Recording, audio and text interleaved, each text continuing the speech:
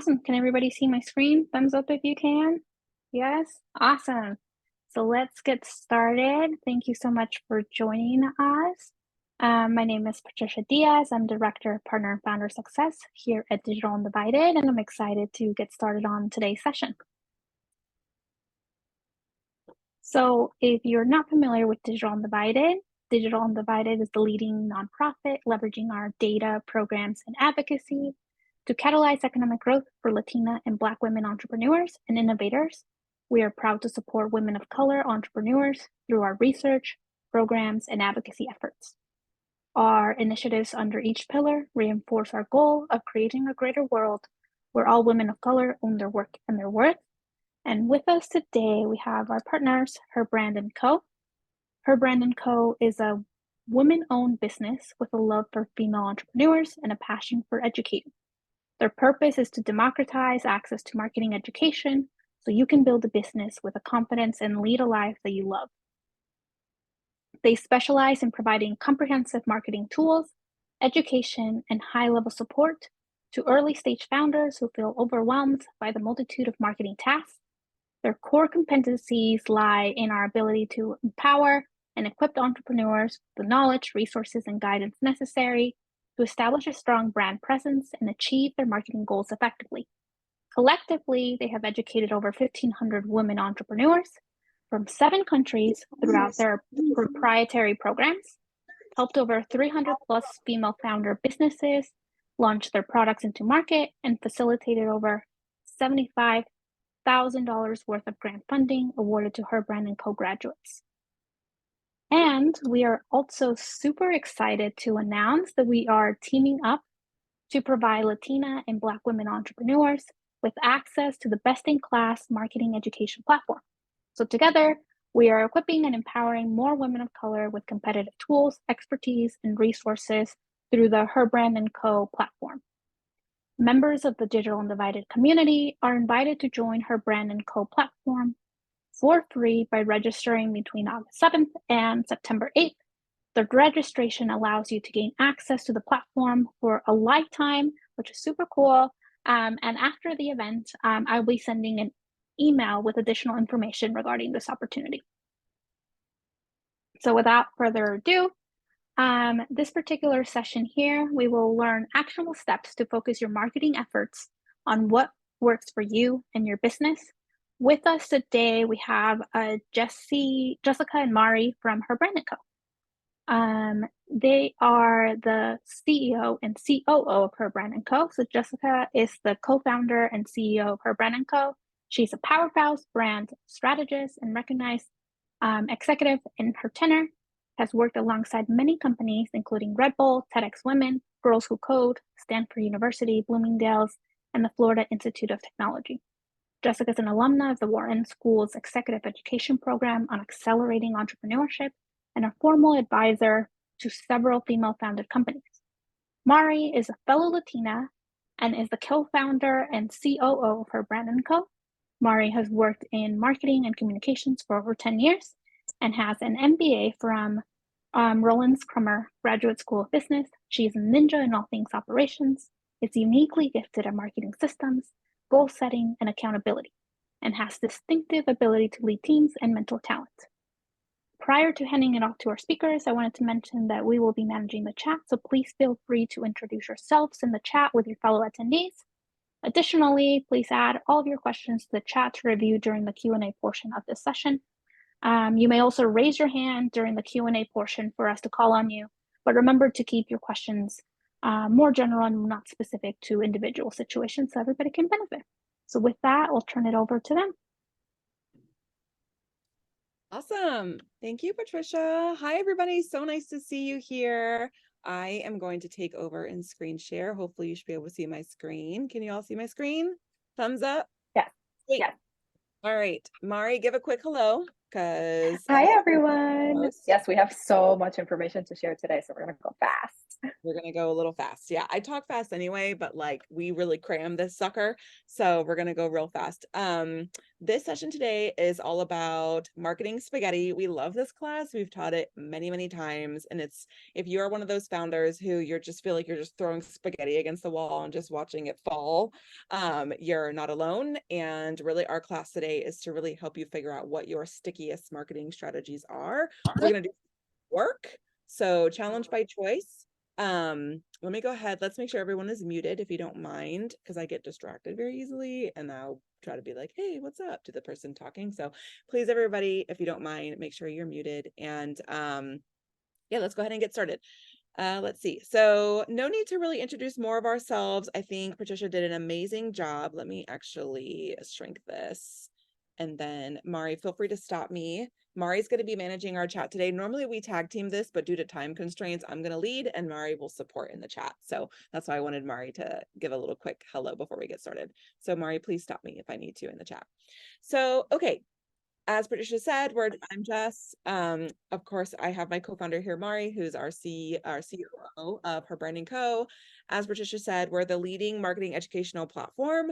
Combined, we have tons and tons of experience doing this. I am a two-time entrepreneur myself, having built a creative agency. I've worked with nonprofits and global enterprises of all different sizes. I became an entrepreneur by accident. I was fired by my corporate job on a Friday, and then built my business over the weekend, and then was in business by Monday morning. And that was over 10 years ago. So both my companies have been bootstrapped and profitable. And so Mari and I have made a lot of mistakes along the way.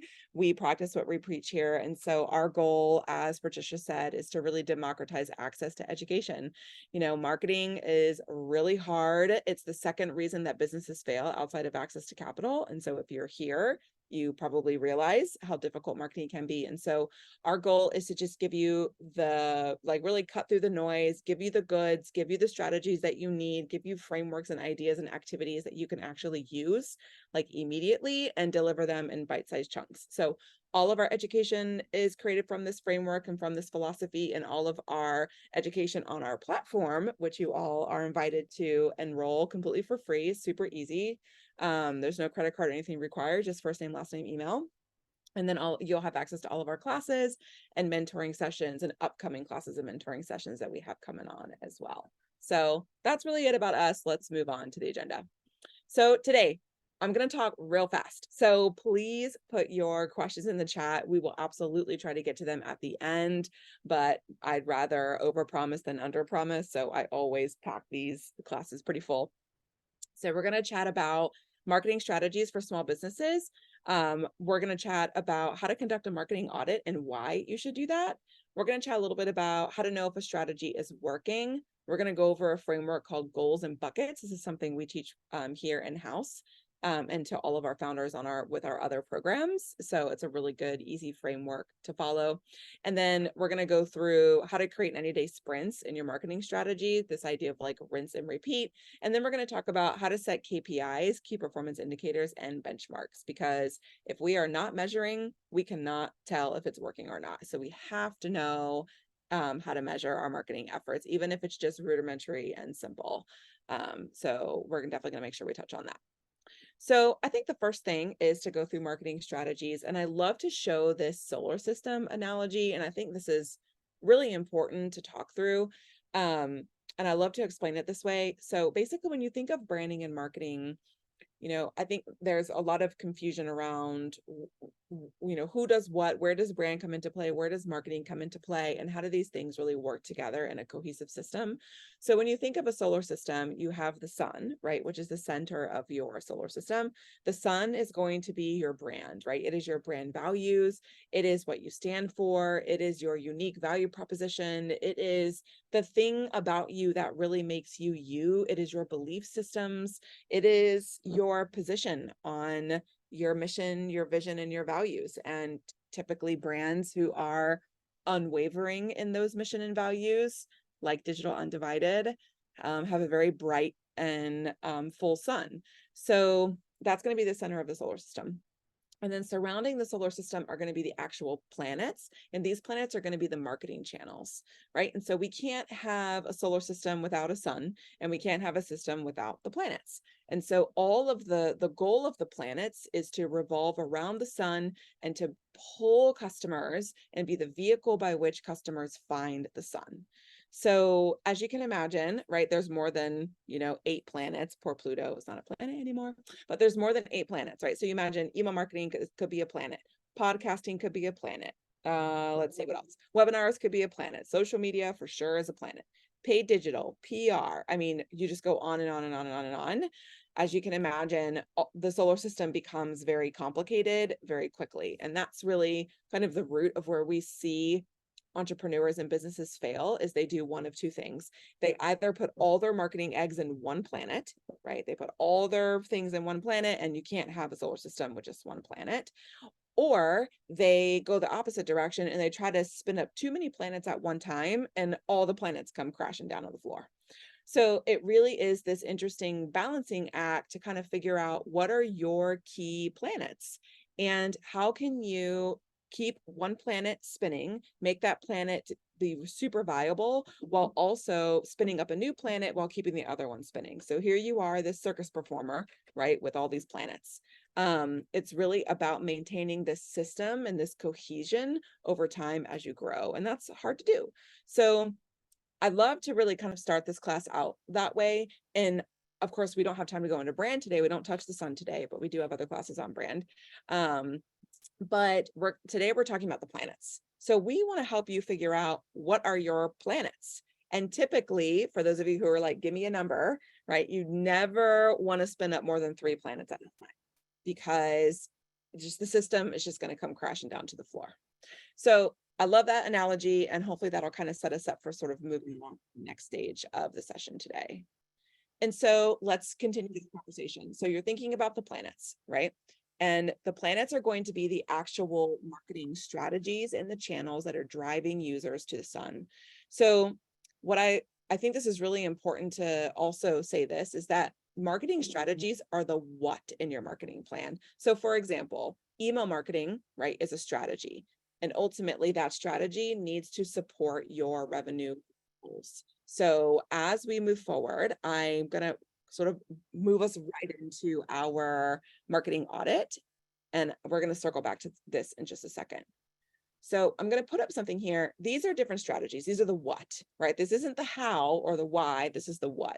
So email marketing, Google ads, this is just an example. This is not an exhaustive list. This is just a list of things that we see all the time.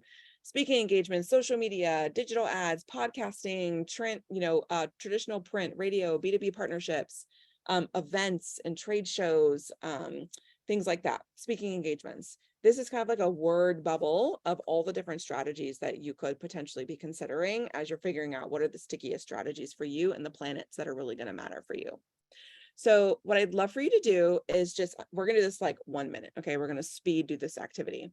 I would love for you to, in the chat, write down what are your top 3 to 5 current marketing strategies that you are doing right now.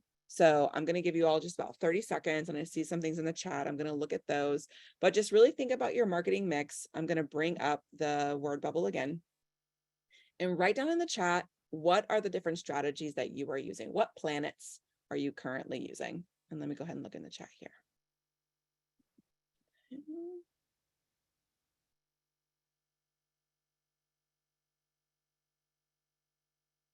Okay.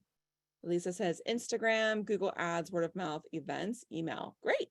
Okay. So you got 5 planets. That's a pretty good system. Sharita says event marketing, love B2B partnerships, email. Great. Sandra, LinkedIn, Facebook, word of mouth, speaking. Awesome. Cool. Okay. A few more. Just a few more. Okay. Email, social media ads, PR, event marketing, influencer. Cool. Natasha, social, IG, Facebook, TikTok, speaking, TV interviews, word of mouth. Okay, you guys have a lot of planets. Pop-up markets. Cool. In person, in real life. Awesome. Okay, great. So now that we've done a super fast marketing audit, now we need to have a real conversation about, are your strategies working? And how do we know that they're actually working?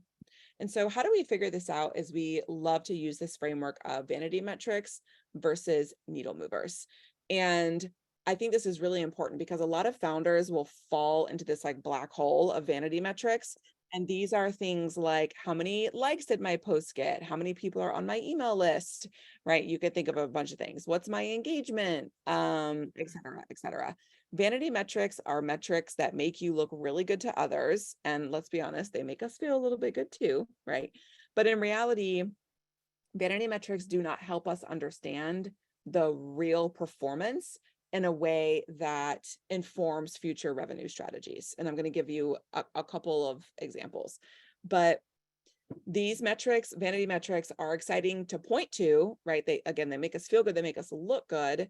They could probably help us appear that we are improving, but it's really hard to completely quantifiably say that this strategy led to this in revenue, and this is why. So again, some other like vanity metrics we see a lot are going to be, as I mentioned before, followers, reach, engagement, website bounce rates. I hear and see that all the time. Page views, size of the email list, right? We are not looking for vanity metrics right now. And I want to be very clear about this. I'm not saying that you should throw away your looking at followers, reach, engagement, or that you should not worry about your page views or not worry about the size of your email list. Absolutely, we can look at those things. But the difference is that vanity metrics do not have a direct tie into revenue in the way that needle movers do. So in a world where marketing is real confusing, we need to be able to split and look at what is a needle mover and what is a vanity metric, and then prioritize the needle movers over the vanity metrics. So then what are needle movers? Needle movers are metrics that are directly tied to revenue goals.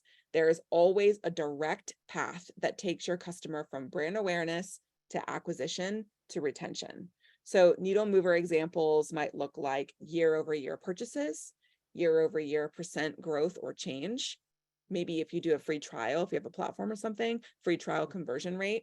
It could look like conversion rate from a phone call to a signed contract. It could look like conversion rates in an email to purchase a product or a service. It could look like rates. It could look like upgrading. It could look like year-over-year growth. Those of you who are doing paid ads, it could look like cost of paid. So what is your customer acquisition cost, and is that going down? It could be cost of your lead. It could be a lot of different things, right? So what I'd love for you to think about is I'd like for you to think about those of you who put your quick audit in the chat. If you could separate those things into vanity metrics and needle movers, how would you do that? And what have you been focusing on? So let me go back to the chat. Those of you who put it in there earlier, I'd love for you to quickly, and I'm making you do this on the fly. I'd love for you to quickly, of the ones that you said, which ones would fall under a vanity metric category and which one would fall into a needle mover under the definition that I just gave. And let me bring up the chat again. Okay, so let's take a couple.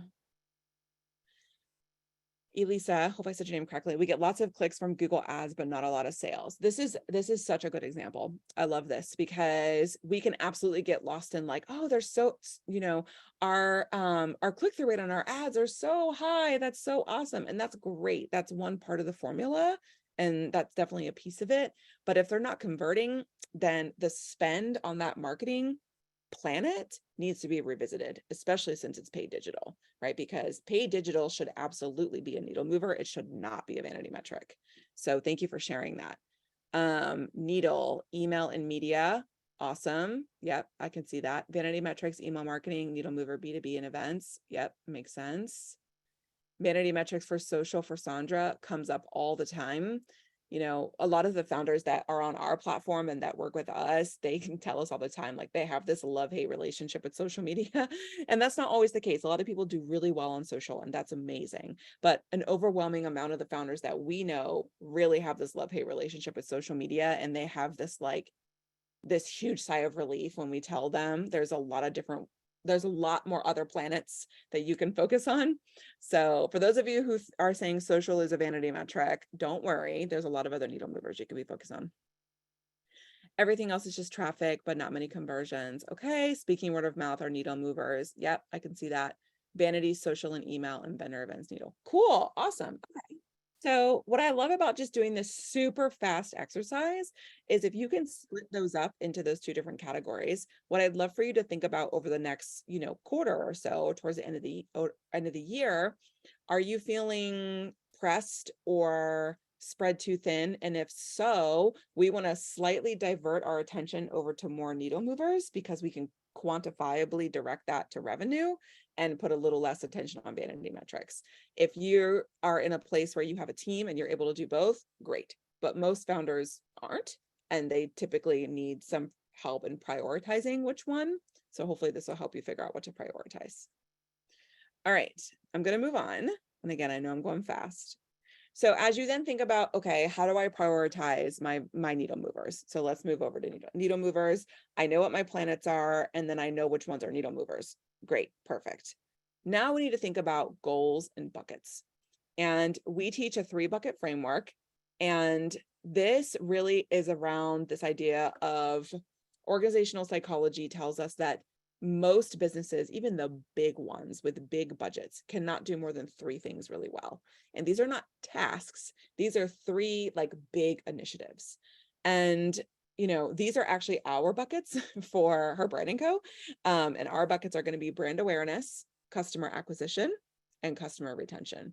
And what's really interesting is those of you who are focused on retention, which most businesses should be, but especially for service-based businesses, excuse me, if you look at the very complicated formula that is customer lifetime value, the R in the formula, which stands for retention, has the most effect on the math, no matter how much you slice and dice the formula.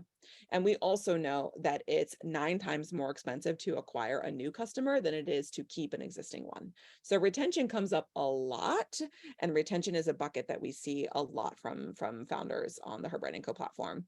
And the reason this 3-bucket framework is helpful and interesting is because as you're thinking about what your planets are, we want to make sure that every single marketing tactic or strategy that you are implementing hits 1 or more buckets. Shiny ball syndrome is a real thing. As entrepreneurs, we get a lot of opportunity from various different places. And sometimes it's really hard to figure out how to field those opportunities and figure out what to focus on now, what to focus on later, what marketing you should do now versus later, etc. And the 3-bucket framework will help you figure that out. So as Mari and I have continued to grow HerBrand&Co, any opportunity that comes to us, any marketing strategy or tactic or anything that we are considering, we always run it through our 3 buckets. And if it doesn't hit a bucket, it needs to go on the sideline, because what that's telling us is that it is not a priority for us and it is not a core channel in our solar system. It's a maybe later, right? Just not right now. The other thing to think about is as you're thinking about those of you who put like email or paid ads or PR or speaking, or once you figure out your 3 buckets, if you have a strategy that hits 1 or more of the other buckets, that's a really good indicator that that is a very powerful you, and you should double down on those efforts. Does that make sense? So if you have a strategy that hits more than 1 bucket, that is a key indication of a strategy that you should really prioritize. So next little activity, you can put this in the chat, you can keep it private, whatever feels good to you. We are all about talking numbers and revenue, so would love to see some revenue goals in the chat, but this is sort of your next thing. I'd love for you to consider, what is your revenue goal for next year, right? Or whatever, if you want to end the year with this year, whatever your revenue goal is. And based on that, what activities are you going to do based on the 3 buckets that are going to help you hit that goal? So when you think of scaffolding up this strategy, the revenue goal starts at the top, and then you've got your 3 buckets right underneath that revenue goal.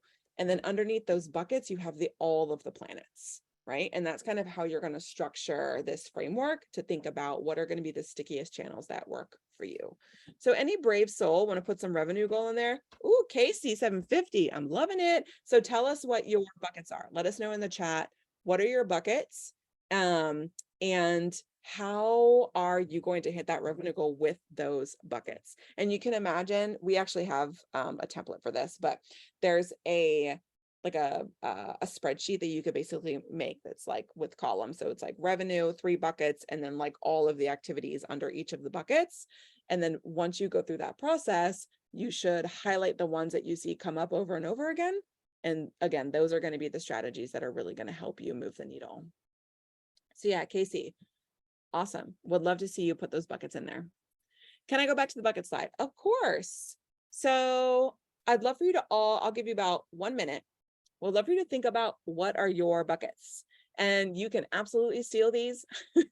These are totally up for grabs. These are not proprietary to us. In fact, a lot of our founders on our platform have taken these buckets and used them for themselves. Mari, could you put into the chat some other buckets that we see come up a lot? I know we get that question a lot. And so I think that'll help people sort of creatively think through what other buckets could potentially be. And again, you really have to remember, these are not tasks. These are like big picture strategies, and all the tasks will go underneath the strategies. All right, so I'm going to give you all about 30 more seconds to think through what your buckets could potentially be.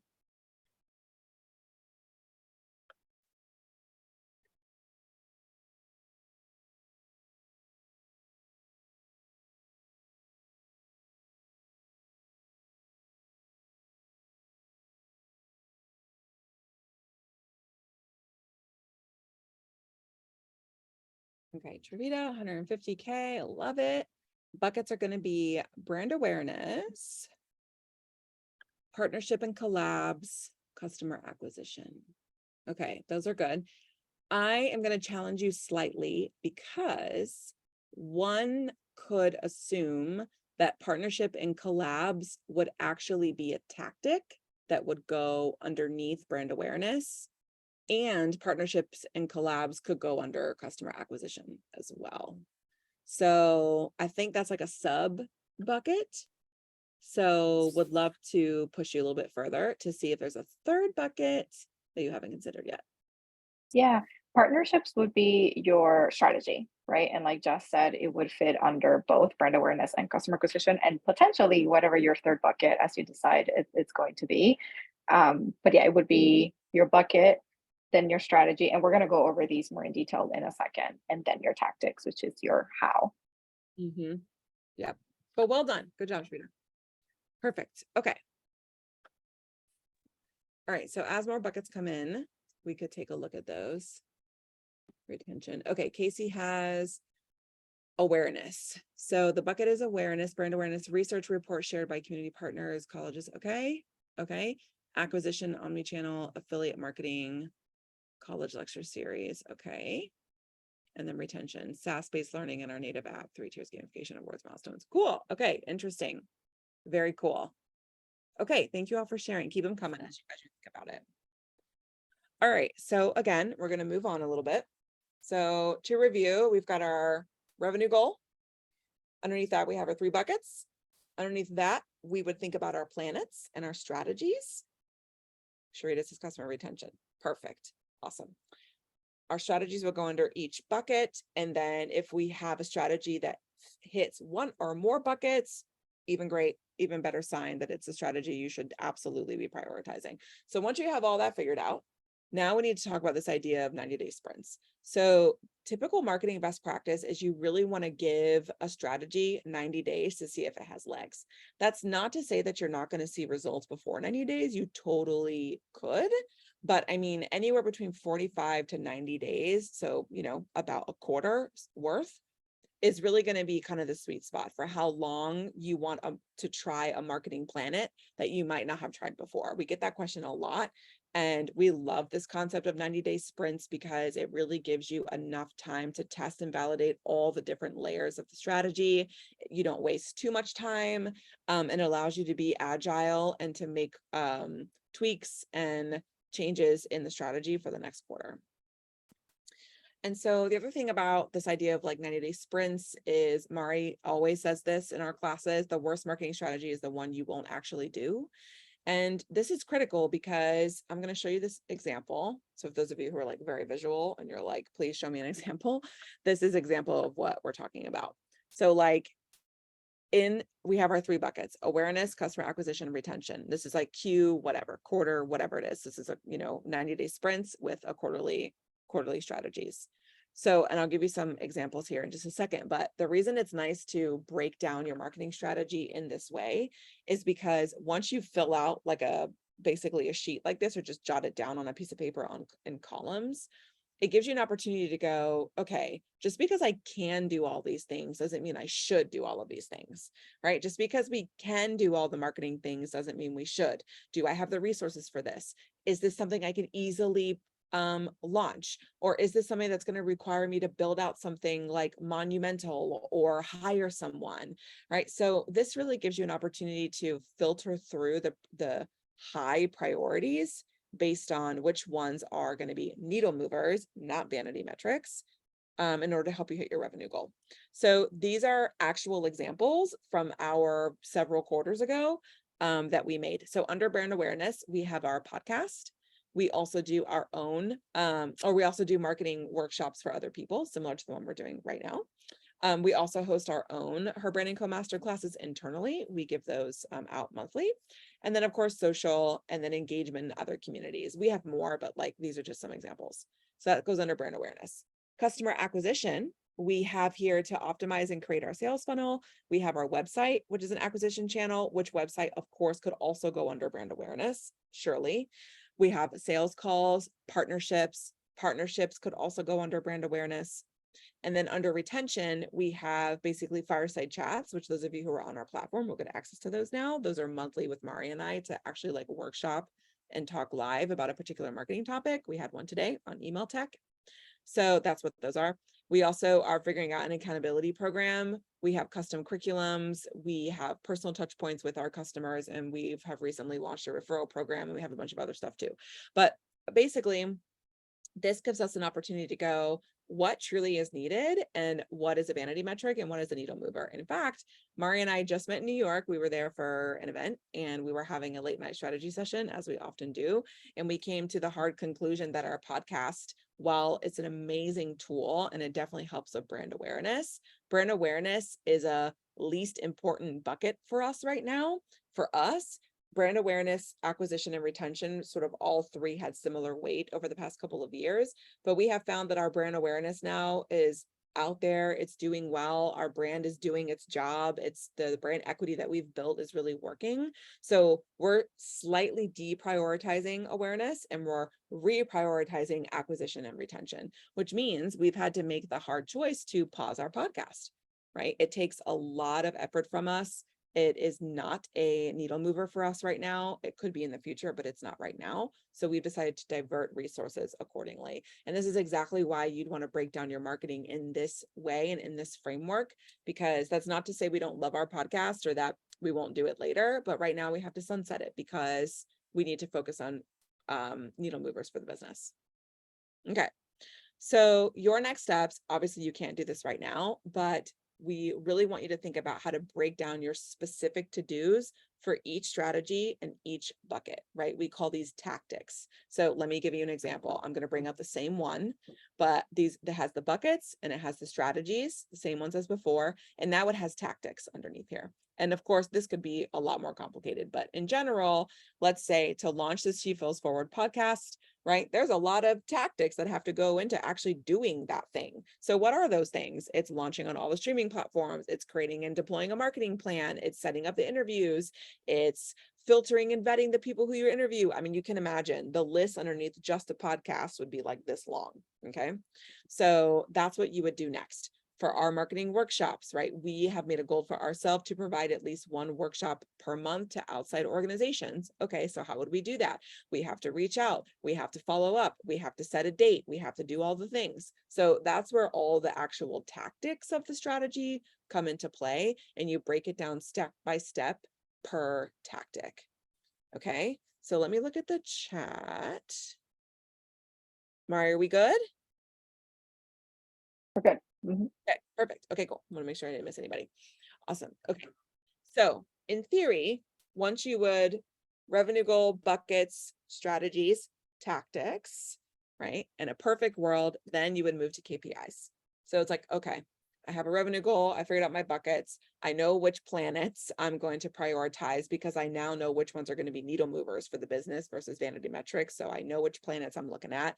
I have figured out which tactics go under each of these planets, and then have prioritized which ones of these I'm going to do this quarter, right? And maybe it's like, I just can't handle doing all the things. So I'm going to pluck out a few that I can sunset and I want to prioritize later. Those are the hard decisions we have to make as founders and as leaders of the business. So you would do that at this stage. Okay. The next stage that you would do is KPIs, key performance indicators. This is really where the rubber meets the road. How will you measure the success of this marketing plan, right? These should be based on your plan's timeline, the 90 days that we've talked about. And these KPIs should reflect your overall business goals that you initially outlined. Let me give you some examples. So KPIs look like revenue. They look like conversion rates. They look like month-over-month growth. They look like customer acquisition costs. They look like lead generation. They look like all kinds of other things, right? Setting up a baseline is really going to help us with our future 90-day sprints as we continue to sort of rinse and repeat the strategy. So let me show you an example of some KPIs that we made. So, and again, some of it's revenue, some of it's not. For our podcast, we wanted to see 25 plays per episode. So, very modest, very conservative. It was brand new. And we also wanted to make sure that we got certain promotion from the guests. So we know that the value of a podcast is also leveraging the audience of the guest who's coming on to participate in the podcast. So we wanted to make sure that we had a framework set up to make sure that we can get access to those audiences as well. Excuse me. Marketing workshops, right? Our KPI is going to be 3 a quarter of 150 attendees total, right? That we've since blown that way out of the water. We're doing way more, but that was our first initial KPI. And then from those marketing workshops, our KPI is to get a 30% conversion to lead, right? So get a 30% conversion of the people who attended our workshops to sign up for whatever the thing is that we are offering. At the time, it was something else, but that number still holds true. And we actually find that we are seeing anywhere between a 60 to 80% conversion rate on our offers now, because we've just really trialed this process and rinsed and repeated the different ideas, and we've tested it with different markets, and we've really found like the right product market fit. So that conversion now starts to increase month over month. Similarly, I'm not going to go through the whole thing, but you can see here. Yeah, and please take a screenshot of this if this is helpful to you.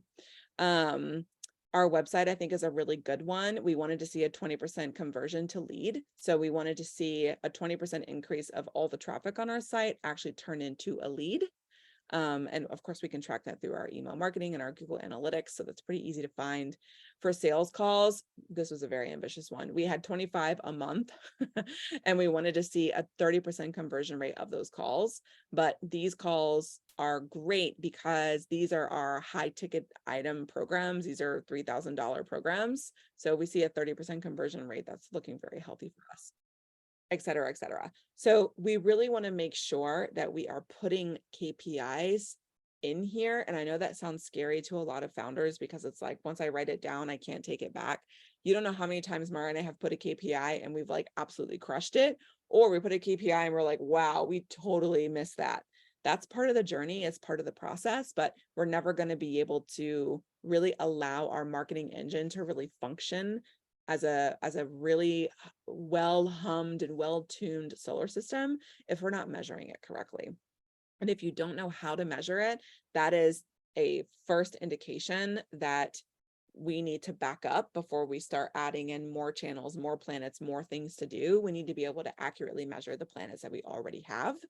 And that'll tell us which ones we need to prioritize and double down on in the future. Okay. Oh, I went through that so fast. All right, your next steps is to basically, and it's fine if it's even just like on a napkin or like on a piece of paper, but just really think through this whole system and framework that I just proposed to you today. Revenue goal, 3 buckets, strategies under each bucket, tactics for each strategy, KPI for each tactic. If you can really get comfortable doing that every 90 days, your marketing is going to take a turn like you have not expected it to before, because you're going to be looking at the right planets, you're going to be measuring the right thing, and you're going to be making sure that you're prioritizing real needle movers for the business and no longer looking at vanity metrics that are going to keep you busy and keep you away from things of the business that really matter. All right, so we do have about like 20 minutes of Q&A, so that's super exciting. And as a quick reminder, please sign up for our platform. It is free.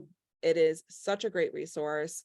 As we said, like, our vision and goal is to really democratize access to education, and we mean what we say. So our platform has a lot of content very much like this on it, and it's separated by categories. So we have like branding, everything about branding. We have like email marketing. We have fundraising, for those of you who are fundraising. We have everything broken up into category, and we continue to build and build as we build out the platform.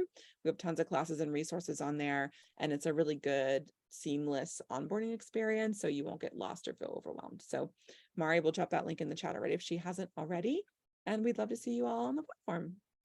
So what questions do we have?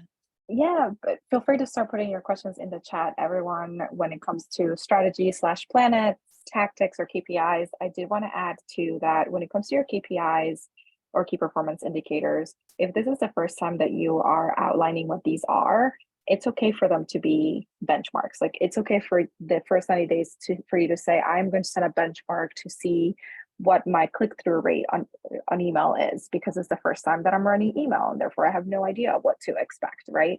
Or you may have to make an assumption and say, okay, if click-through, best practice is 2 to 3%, my goal is going to be 2%, and then you can set that benchmark after you're able to measure that specific KPI after the first 90 days. So I just want to say, don't get discouraged if you don't have that data yet to pull from and then create your KPI for the next 90 days. You can either make an assumption or set up the first 90 days as a way to figure out what your benchmark is. But the idea is that you're very intentional when it comes to that, so that then you can measure growth, figure out those needle movers, and then leverage those needle movers in a way that are stickier for your buckets, to support your buckets. Yeah, I love that. Yeah, and I can't tell you how many times Mari and I have made a hypothesis about something, like whether it's like a lead funnel or like a workflow, and we're like, okay, we're going to get them to convert to a call, and then it tanks. So it's like, okay, got to go back to the drawing board. So it really is, as you're figuring out like what is your unique solar system and what are the planets that's really going to work well for your business, it really is about testing and validating, and just kind of going through that process as quickly as possible. Fail fast is a lean startup concept that we teach.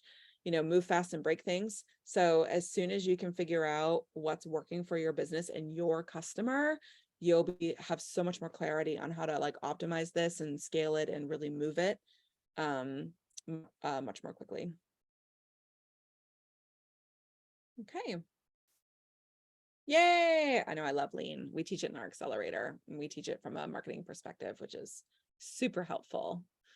So Patricia, how do you want to field questions? Do we bring people up on stage, or do we just answer them in the chat? What makes sense for you? Whatever works for everybody. So I know now that we've moved on to the Q&A portion, if you have not done so already, please add your questions to the chat or raise your hands and we'll call on you. Whatever you feel most comfortable with. Totally. And we're going to do some live coaching too. So if you're like, here's my business, here's my buckets, I think, would love to give you all feedback, and you can take that, back to your teams, or hopefully that would be helpful for other people. She just launched on May 30th. Congratulations. Truly hard to measure right now. I've been reluctant to try many different strategies since I'm very new to this. Hey, that's okay. As Mari said, you got to make some assumptions based on what you know to be true. So I don't know what your business is, but if you're launching on the 30th, make some assumptions. I think my best 3 planets are going to be 1, 2, 3, and I'm going to test them over the next 90 days. And then I'm going to look at it and I'm going to see if it worked. Like, it really is that simple. I think a lot of founders get caught up in, once a strategy fails, and I'm speaking broadly here, they assume it is a failure of the business and not a failure of the strategy, or it's a failure as them as the founder and not a failure of the actual strategy. And if Mari and I felt that way, we would not be in business today. So it really is Very about, true. yeah, it really is about like removing that as much as possible, that emotional tie to the strategy, and just trying to get to what's working. Go ahead, Mari. Yeah. And I'll add that if you're just launching or you're just testing out strategies, when you're considering your top 3, definitely stick with 3, not 5. You're just launching, because otherwise you're not going to be able to focus, and it's just going to be too much. But if you're focusing on 3 strategies and you're just launching, leverage the ones that put you in front of your customers the most, in the most real and authentic, I know Jess doesn't like that word, way, right? Because say that again. Tangible. Tangible way, sure. Because sometimes, as founders, we love the building process. We love to put something together. We put our heart and soul into whatever we're building, whether it's a service and a product. And we believe that what we're doing and what we're offering is making an impact and changing lives. But then we tend to kind of hide behind it a little bit, and just, we built it and they'll come, mindset.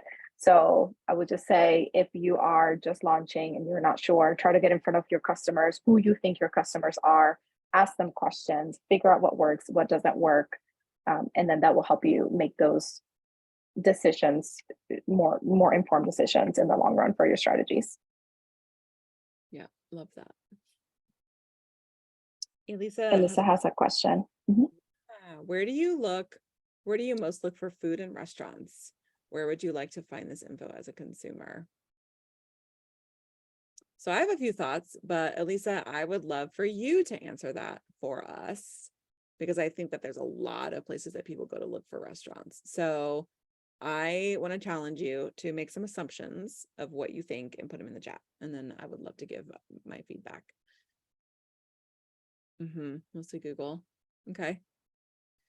Yeah, so obviously definitely Google. I look at Grubhub, I look at Uber Eats, I look at I look at like Resy, RSVP sites like Resy. Where else do I go to find restaurants? Of course, Yelp, but like the user experience on Yelp is terrible, but be that as it may, Yelp is a big resource. Yeah, OpenTable for sure. Mari, you and Dean are foodies. Where do you guys find restaurants? Same? Google. Yeah, just Google, mostly Google reviews, and yeah. Perfect. TikTok. Yep. Love that. Yep. So then if it's a matter of like, okay, how do I get my restaurant a food influencers? That's a great one. How do I get my restaurant seen by customers? Right. Then we have to figure out, well, yeah, how can I get on Resy, or how can I get on OpenTable, or, what are the barriers to get on these other platforms to feature the restaurant? Food influencers is a really good one, actually. And restaurants are always I worked in restaurants for 10 years. So I know this area really well. We're a bakery. Okay. Got it. Perfect. Okay. Awesome. Love a good bakery. So if your people are coming in for baked goods, you put a cake. So I'm going to assume it's like sweets. So then what I would encourage you to think about are partnerships and other opportunities to collaborate with businesses that have like-minded customers. So with bakeries, you could think of like coffee, tea. You could go to a lunch place that might not serve desserts and create partnerships and relationships with those people to piggyback off of their customers. I'm also thinking like a farmer's market, or like pop-up or events, or things where people can actually taste and smell your products that you're making. So those are my quick thoughts without knowing anything about your business. Does that help give some ideas?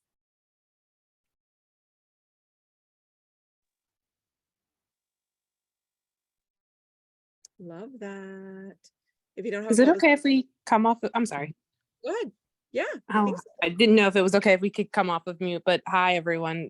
Thank you so much for this opportunity. Justin, Mari, this has been really helpful and insightful, especially as someone who is a fellow marketer who kind of always needs the sort of refresh or just kind of re-anchor. in a lot of the traditional marketing strategies and thinking about your goals and et cetera. So my name is Lauren. I am the founder of Noted. We are a community-centric media company that helps Black women stay informed, connected, and authentically ourselves. So my sort of problem or challenge that I'm going through is actually we're pivoting from what our product was, which was basically the Skim for Black women. It was a weekly email newsletter. We really weren't seeing a lot of traction and growth at the sort of rate that, you know, investors would be interested in and sponsors and et cetera. And so we're now pivoting towards more communal experiences, still leveraging that newsletter from a marketing side of things, but more in person and as well as virtual events and eventually a conference. So with that being said, kind of a slight pivot, my sort of challenge has also been our social media. So do you have any suggestions of other marketing strategies, tactics that could be leveraged outside of using social media? Yeah. I mean, I think a lot of the stuff that we talked about today, like partnerships is Yeah. and if you're so community focused, you know, it's interesting. We were a community-based brand years ago, and Mari and I quickly were like, nope, hard left, not building a community. You know, it just like our customers were just like communityed out. Like they were just communityed out. They were membershiped out. And so that's actually why we pivoted to an educational platform model and not so much a community. And which is why we partner with other communities who typically don't have the type of education that we have. So I think really looking at partnerships are like huge for you, and like cold outreach, honestly. Like I'm thinking of brands like Black Women Talk Tech. I'm thinking of brands and other communities that have access to the customers that you are both looking to impact. And is there a way that like they can have a puzzle piece and you can have a puzzle piece and y'all can build something really beautiful together? I think that would give so much more traction than just posting online and, you know, doing Instagram. So let me think of other things off the top of my head. And I also wanted to mention that I'd love to have other marketers here because we like over time have attracted a lot of fellow marketers, which I personally love and find it very, I was very surprised about that. And the feedback I got all the time was, I can market someone else's business really well. I have a really hard time marketing my own business. I'm way too close to it. It's really That hard. is me. Yeah. All the time. It's the same reason why we have an advisor to help us with sales and marketing. So you're like in very good company. We hear that a lot. That's like a real pain point for people. So community. Oh, I'm thinking also like events. Are there other events happening that you can get plugged into to gain traction from? So and of course that's also in line with partnerships. Potentially also I'm thinking for you would be, can you get on other people's podcasts if you aren't already? Not can you go on a podcast, but can you get on other people's podcasts that have the trust and authority already built on the audience, that you can offer something special to them or really leverage their brand equity for you? So all of those are potential avenues outside of social. Did that help?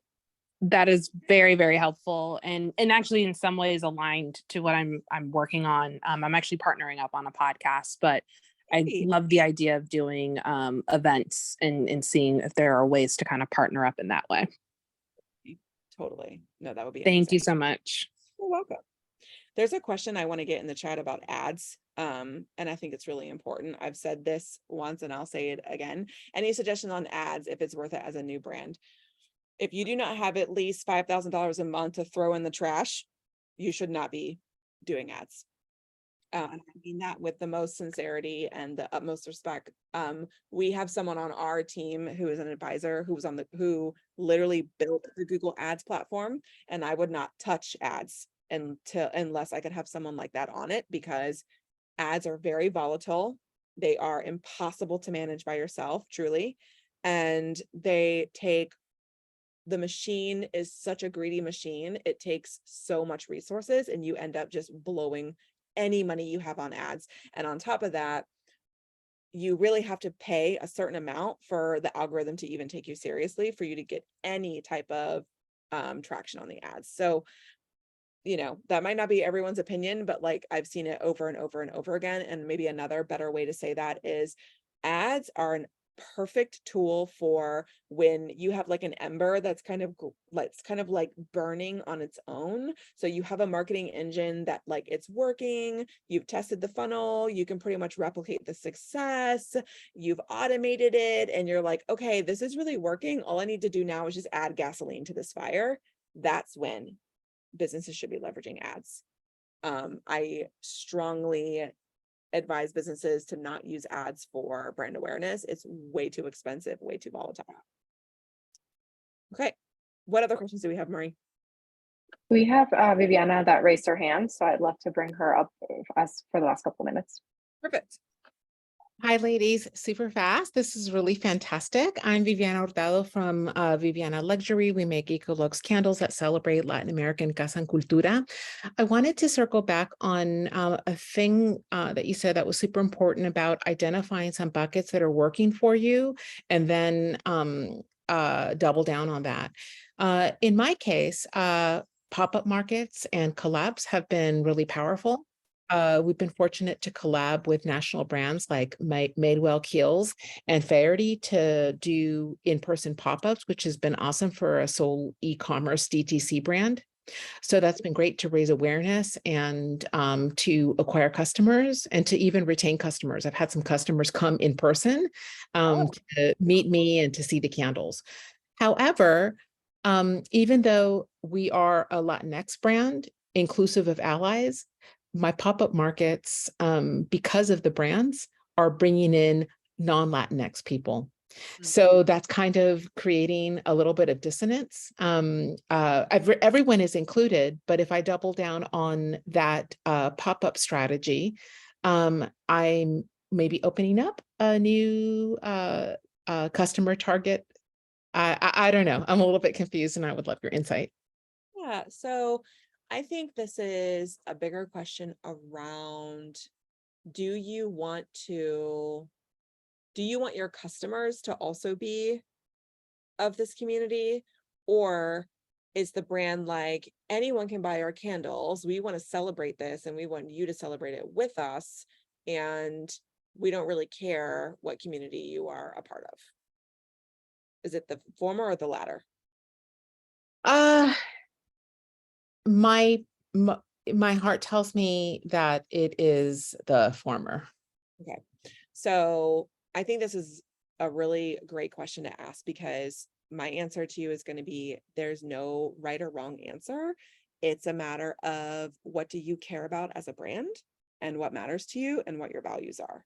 So if you're like, don't care who buys my candles, I want everyone to like, feel the, I'm sorry, it's the end of the day, so my brain is like, stop working. I want everyone to like appreciate our vision, our mission, our values, etc., educate them about what this is about. Then working with other pop-up markets with a much more diverse customer base makes sense for you to do that. But if you're like, no, I really, really, really want my customers to also be Latina or Latinx, then that's going to mean that you need to you could still do the pop-ups, but then you're going to have to really double down on those partners who also have shared vision, mission, and values. Does that make sense? Yeah.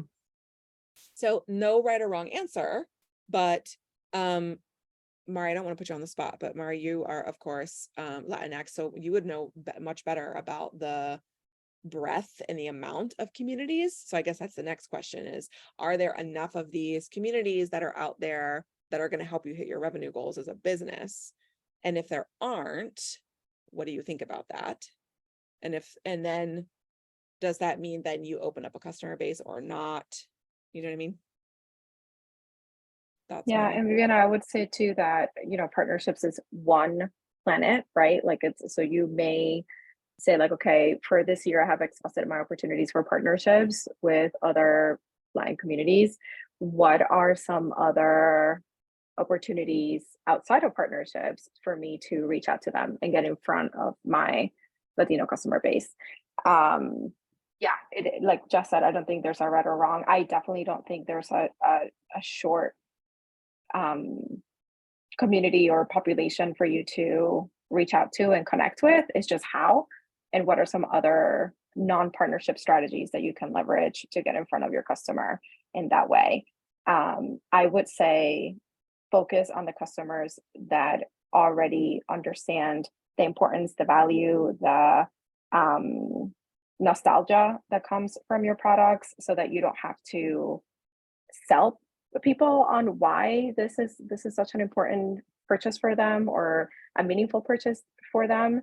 And if you can leverage that in another way, then I would say focus on that first. But like Jess said, there's no right or wrong. It's like, what are you comfortable? What are you going to be consistent with? What can you try for 90 days that potentially is outside of those partnerships? I hope that helps. Thank you. I think something else to follow up quickly. I know we're at time. I'm thinking of like, is there another Latin focused brand that sells shoes? I just made this up, but like they're selling shoes, and you're like, hey, someone who buys a really cute sandal might also really buy a really cute candle. So like, are there other partnerships like that? Like, can you get featured on someone's newsletter? Can you get your candles and your products put in front of this customer that you really love and care about through different avenues like that, outside of these pop-up markets, like Mari's saying? And like, first comes to mind is email. Second is also social. I mean, I do think there's a huge Latin community on TikTok and or Instagram. So are there influencers in this space who, as Mari's saying, like really understand the culture behind your brand? And is there a way to leverage those networks? Maybe that helps a little bit. Awesome. Okay, cool. Well, we're at time, I guess. Lauren says this has been a great workshop. Yay! I'm so glad you loved it. We loved it too. Anything else, Mari, you think we should cover before we pop off? I think we're okay. If we didn't get to any of your questions, feel free to send us an email, hello@HerBrand&Co.com. Hope to see you on the platforms, hope to see you at our mentoring sessions. And yeah, hope this was helpful. Yeah, awesome. Thanks for having us. And hopefully Patricia will have us back. And yes, please sign up for the platform. It's free. It's great. We love it. I hope you love it too. Thank you guys. Bye.